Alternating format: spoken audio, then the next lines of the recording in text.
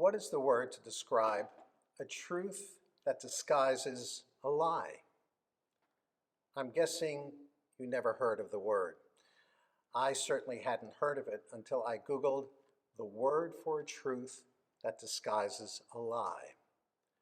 Among the many synonyms I found for lie: dissemble, deceive, perjure, prevaricate, equivocate, and plain old fib, none of which seem to fit a truth that disguises a lie.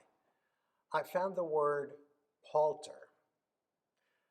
Todd Rogers, a behavioral scientist at Harvard Kennedy School, writes, "Paltering is when a communicator says truthful things and in the process knowingly leads the listener to a false conclusion. It has the same effect as lying, but it allows the communicator to say truthful things and, some of our studies suggest, feel like they're not being as deceptive as liars."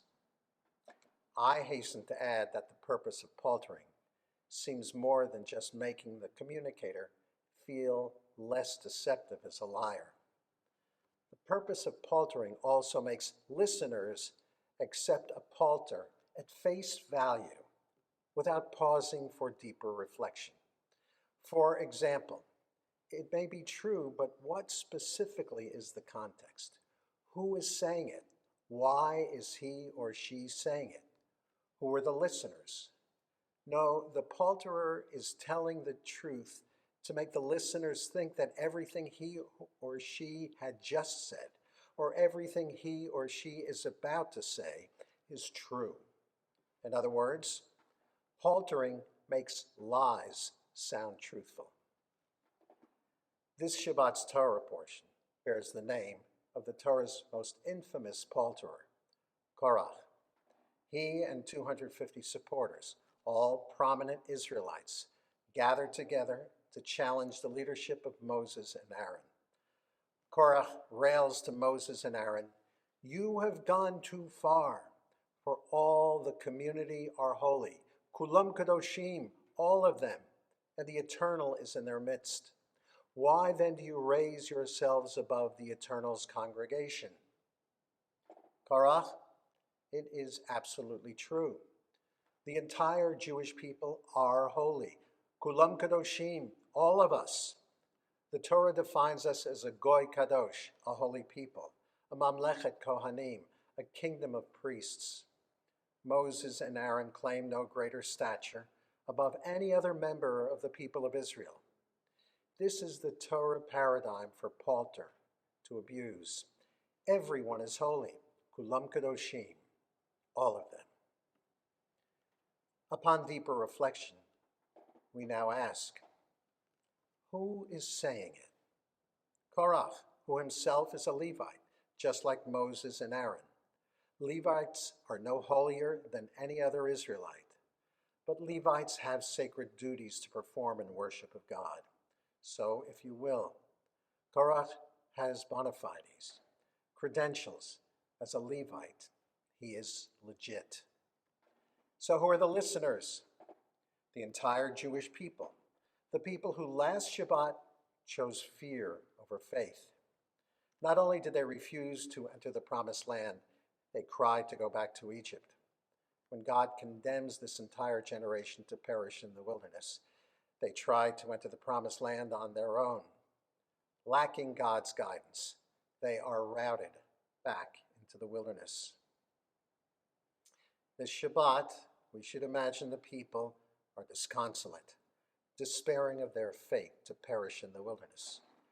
Korach now seizes upon their despair, proclaiming, "Kulam kadoshim, all of them are holy." His perfect palter is followed by a lie.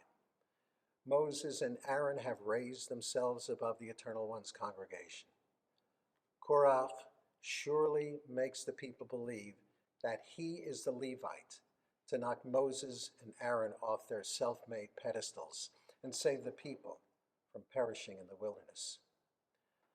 I will spare you the details of the palterer par excellence's dramatic demise and the quick death of his 250 supporters. A plague then followed afflicting the entire people. Proof positive that the entire people heard Korach's infamous and ultimately fatal palter. All of them fell for it. 14,700 died for it. Emet is the Hebrew word for truth. Emet appears throughout the Torah and the Bible. Likewise, Emet, truth, appears throughout our prayer book.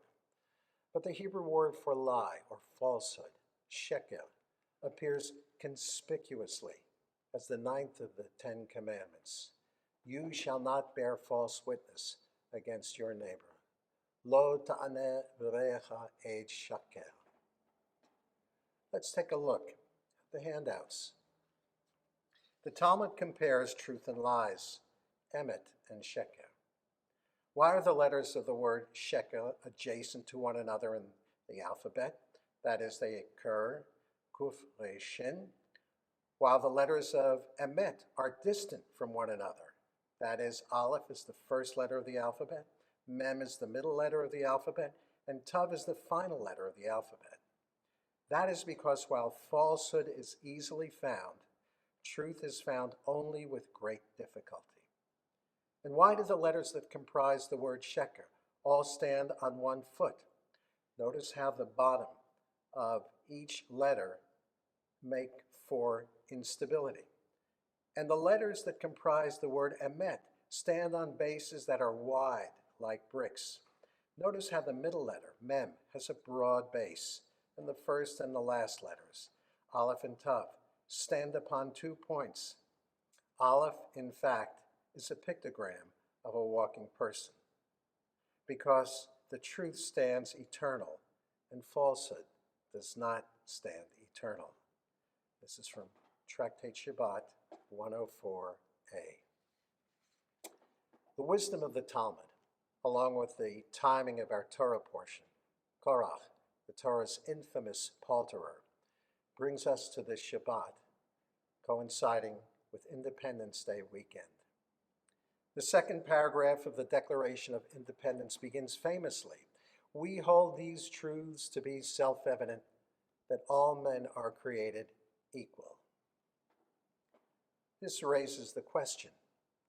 On July 4th, 1776, how many of the 56 signatories were slaveholders? Paltering was in this nation's DNA from birth.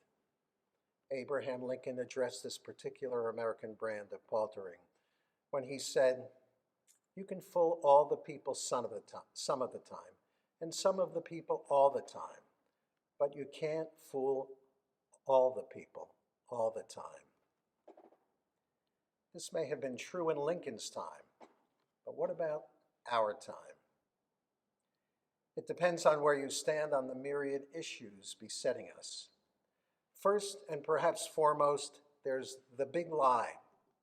That means that anyone who believes in the validity of the 2020 election believes in a big lie. On the other hand, anyone who believes that the election was a big lie are viewed as big liars by those who accept the 2020 election. And of course, the big lie was coined by the biggest liar of all. In sum, it appears that all the people are being fooled all the time in one way or another. There is an old saying, not as old as Lincoln's, but it's having its heyday today. If you tell a lie big enough and keep repeating it, people will eventually come to believe it. You should know its author, Nazi propagandist and Hitler's devoted acolyte, Joseph Goebbels. The Talmud was correct on both counts. Falsehood is easy to find. Truth is found only with great difficulty. But when we find it, it shines forth, a beacon of light guiding us over a tempest-tossed sea, this evening to our shelter of peace, Shabbat.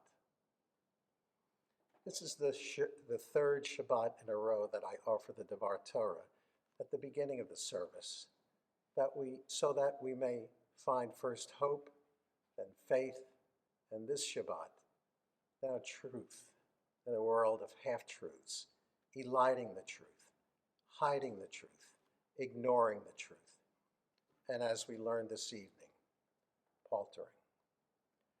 Tomorrow morning, after reading the fate of the Torah's notorious palterer, we will recite the blessing, "Blessed are you, eternal our God, sovereign of the universe, who has given us the Torah of truth, implanting within us eternal life.